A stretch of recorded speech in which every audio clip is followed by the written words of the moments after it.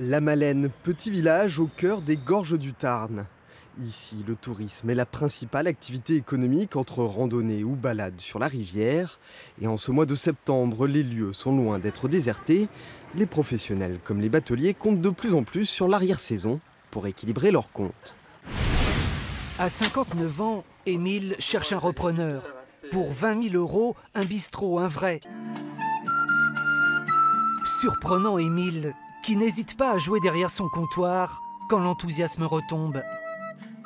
Il le promet, il n'y aura pas d'examen de flûte pour le repreneur.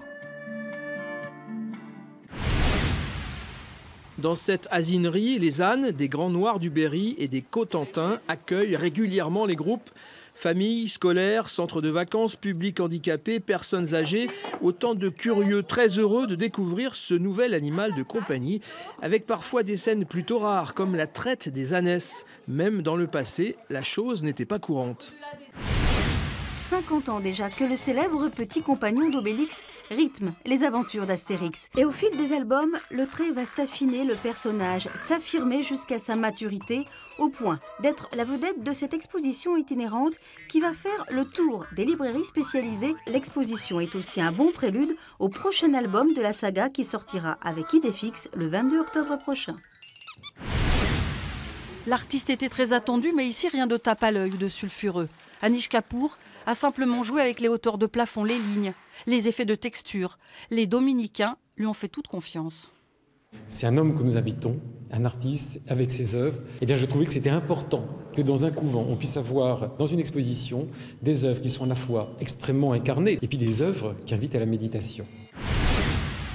Non, non, ce n'est pas ce à quoi vous pensez. La ressemblance est telle que certains promeneurs vont parfois jusqu'à s'enrouler une. Résultat, ça fait pas bon effet.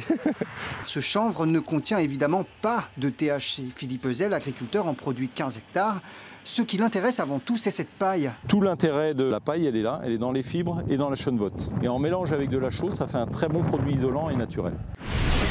Depuis quelques jours, le quotidien de cette famille a un peu changé. Tu viens, Annette? Tu viens que c'est rose? On va mettre les camemberts pour les poules. Désormais, il faut aussi nourrir les 2 nouveaux membres de la famille. Voilà, notre mini poubelle. On avait bien écrit miam pour Hansel et Gretel. C'est pas une contrainte du tout, puis on sait que de toute façon, comme ça, les déchets ne vont pas à la poubelle. Ils servent à nourrir des petites poules et les petites poules, en échange, elles sont gentilles, elles nous donneront des œufs, donc c'est pas du tout une contrainte.